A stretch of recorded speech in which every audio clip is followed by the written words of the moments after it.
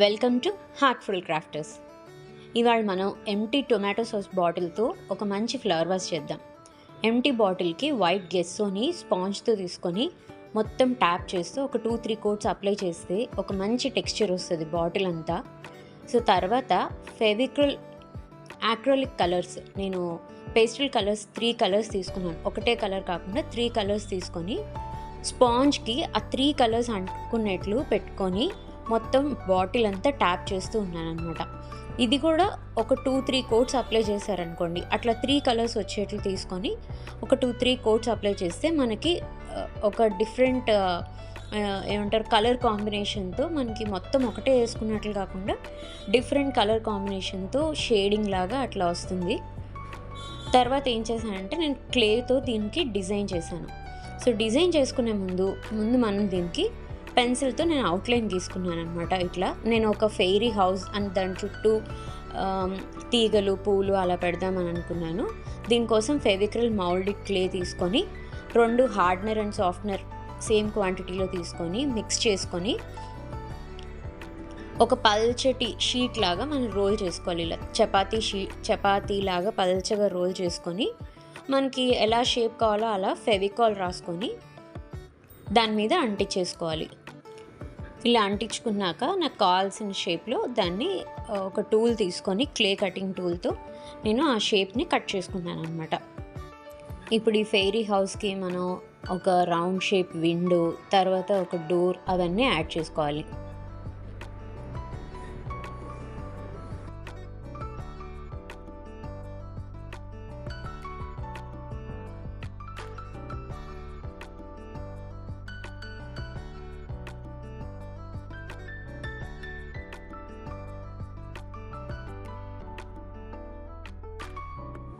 మరి ఇది fairy house కదా, సో ఇంటి దగ్గర కొన్ని తీగలు, లతలు, పూలు అవన్నీ పెట్టానన్నమాట.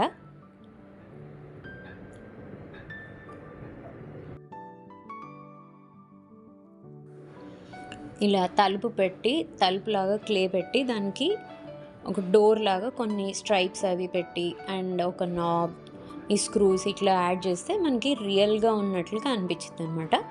నేను ఇంకా ఈ ఫెయిరీ హౌస్కి టాప్ మీద బ్రిక్స్ లాగా కొంచెం నేను టూల్తోని డీటెయిలింగ్ ఇచ్చాను. అండ్ నెక్స్ట్ మనం తీగలు పెట్టాం కదా, వాటికి ఆకులు ఉండాలి కదా, సో ఆకులు తయారు చేస్తున్నాను. ఇలా కొంచెం క్లే తీసుకొని షేప్ చేసుకొని జస్ట్ మీరు ఫెవికాల్ పెట్టి అంటించేస్తే సరిపోద్ది.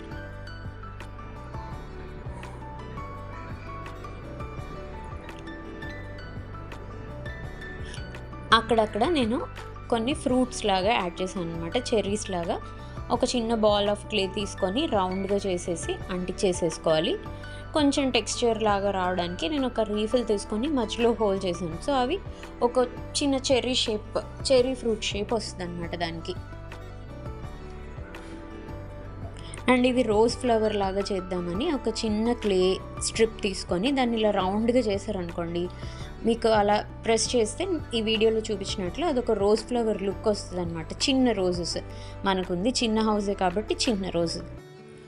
ఇప్పుడు క్లే వర్క్ అంతా అయిపోయిన తర్వాత నేను కొంచెం సేపు దాన్ని ఒక హాఫ్ డే డ్రై అవ్వడానికి ఉంచేసి తర్వాత పెయింటింగ్ స్టార్ట్ చేశాను. ఇది కూడా నేను ఫెవిక్రిల్ యాక్రిలిక్ కలర్స్ యూజ్ చేసి చేశాను అనమాట.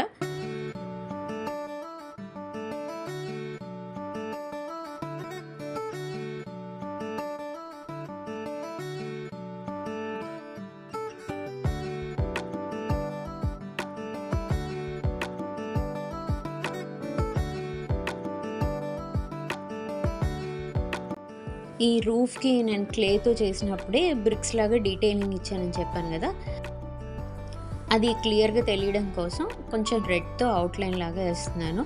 అండ్ ఆ బ్రిక్స్ డిఫరెన్షియేషన్ తెలియడం కోసం ఆ బ్రిక్స్ దగ్గర కూడా రెడ్ కలర్ వేస్తున్నాను.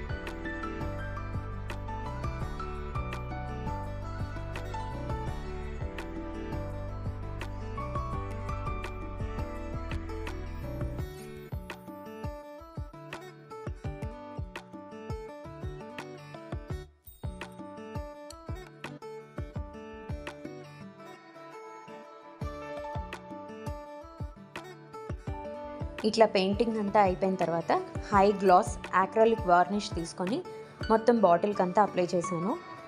ఈ వార్నిష్ యూజ్ చేయడం వల్ల మంచి గ్లాసీ లుక్ రావడమే కాకుండా మనం వేసిన పెయింట్ డస్ట్ పట్టకుండా ఉంటుంది. ఈ డిఐవై మీకు నచ్చినట్లయితే లైక్ చేయండి, మీ ఫ్రెండ్స్ అండ్ ఫ్యామిలీకి షేర్ చేయండి. మీకు ఎలా అనిపించిందో కామెంట్ చేయండి. ఇలాంటి మరెన్నో మంచి మంచి డిఐవైస్ కోసం మా ఛానల్ని సబ్స్క్రైబ్ చేసి పక్కనున్న బెల్ ఐకాన్ని క్లిక్ చేయండి.